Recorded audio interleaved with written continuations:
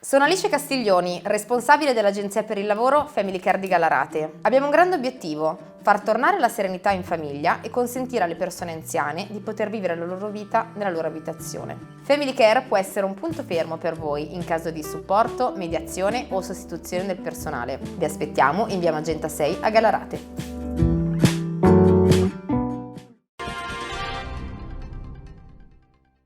La più cordiale buonasera, ben ritrovati con il TG di Prealpina.it. Apriamo con la cronaca, purtroppo con una brutta notizia. Un'altra vittima del lavoro, Giovanni Salamone, 41 anni, residente a Gallarate, è morto dopo 2 giorni di agonia alla clinica poliambulanza di Brescia.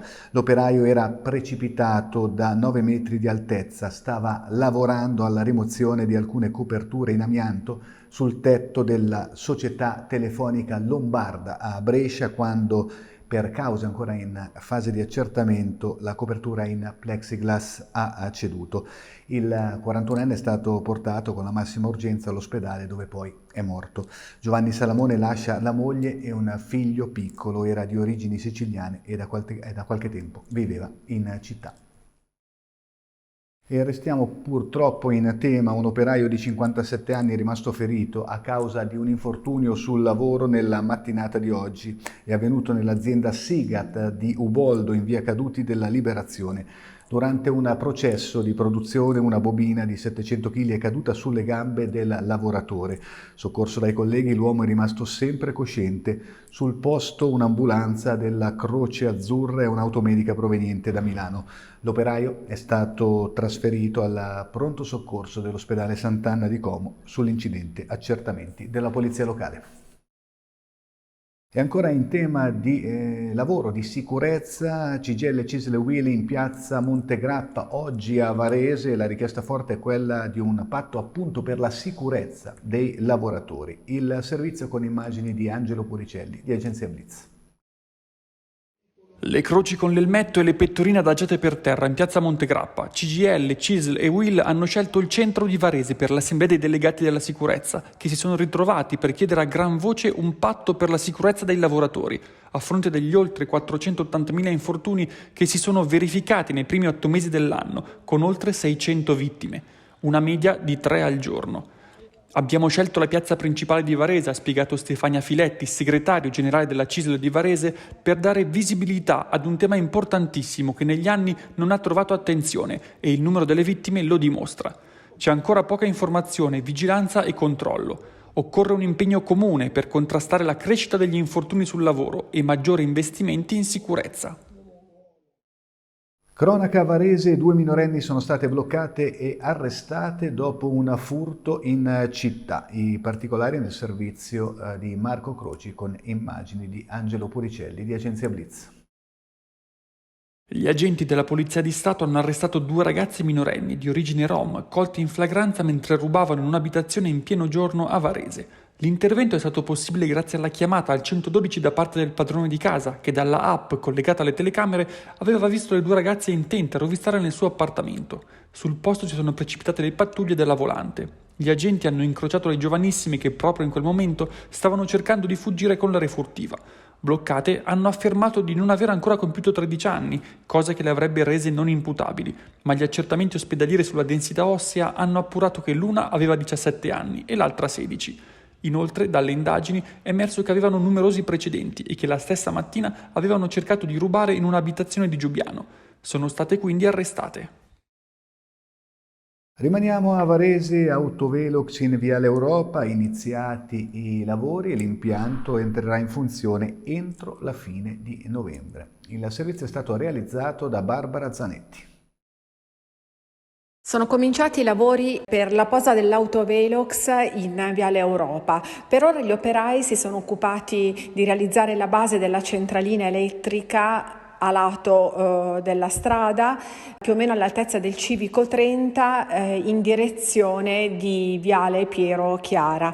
Nei prossimi giorni verrà installato invece l'Autovelox vero e proprio in mezzo alla carreggiata, in sostanza, dove c'è lo spartitraffico, in modo che possano essere fatte le misurazioni su ambo i lati, nei due sensi di marcia. L'impianto, voluto dall'amministrazione comunale per non far correre troppo gli automobilisti in un tratto dove già il limite di velocità è comunque elevato, perché si parla di 70 all'ora, sarà in funzione entro la fine di novembre.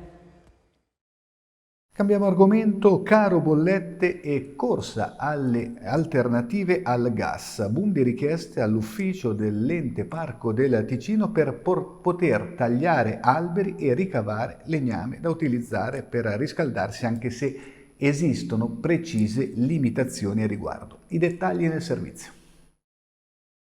Il caro bollette ha avuto una conseguenza pratica immediata. Il ricorso alla legna, pur con tutte le norme che vietano l'accensione di camini e stufe. La conferma arriva anche dal Parco del Ticino, dove si sta registrando un boom di richieste di taglio di alberi nei boschi di proprietà privata che si trovano all'interno dell'area protetta. Le richieste agli uffici dell'ente parco sono già decine. Il legname, col costo del gas alle stelle, torna ad essere una fonte alternativa di riscaldamento. E c'è un altro aspetto da considerare. Il caro bollette ha messo in crisi le famiglie e fatto crescere a dismisura le utenze che non riescono a pagare. Negli ultimi 9 mesi, a causa appunto dell'aumento dei prezzi energetici, 830.000 lombardi hanno saltato il pagamento di una o più bollette di luce e gas. E il fenomeno degli insoluti riguarda anche le spese condominiali. Il legname, insomma, diventa quasi una necessità a fronte della legnata delle bollette del gas. Varese, appuntamento domani a partire dalle 16 alle Ville Ponti per Economics Lab, il convegno promosso da Prealpina e PVC Italia per accendere i riflettori su un tema quanto mai attuale, quello della digitalizzazione e dell'innovazione. L'idea è quella di mettere al centro studi, numeri, esperienze per trarne un beneficio per l'intero territorio. L'evento è aperto al pubblico, basta confermare la propria presenza sul sito www.economicslab.it. Ad introdurre i lavori domani sarà il presidente della Regione Lombardia, Attilio Fontana. Portare assistenza fuori dall'ospedale alle persone colpite da patologie oncologiche è la missione dell'Associazione Varese per l'Oncologia, che organizza un'iniziativa per raccogliere fondi. Ce ne parla il presidente Carlo Lucchina. Le immagini sono di Agenzia Blitz. Varese per l'Oncologia è un'associazione che ha come obiettivo quello di assistere le persone che hanno patologie oncologiche fuori dall'ospedale, cercando di rendere il meno possibile critiche tutti i vari percorsi di cura. Noi abbiamo una cena dopo 2 anni di Covid venerdì prossimo a Villa Cagnola, nella quale incontreremo nostri amici e sostenitori, e l'obiettivo è quello di trovare un finanziamento per delle apparecchiature estremamente importanti per il day hospital oncologico dell'ospedale di Varese. Detto questo, siamo anche impegnati su tutto il territorio della SST Setteraghi, quindi Luino, Cittiglio, Angera e Tradate, e siamo determinati ad aumentare la nostra presenza a vantaggio di quelle persone che hanno bisogno di tutte queste cure. Un'ultima notizia, sport calcio, domani turno infrasettimanale nel girone A di Serie C. La Pro Patria, reduce dalla sconfitta interna per mano del Trento, sarà in campo a Crema sul campo della Pergolettese. Calcio d'inizio alle ore 18. È tutto, grazie per essere stati con noi. Appuntamento con il TG di Prealpina.it domani alle 19. Buona serata.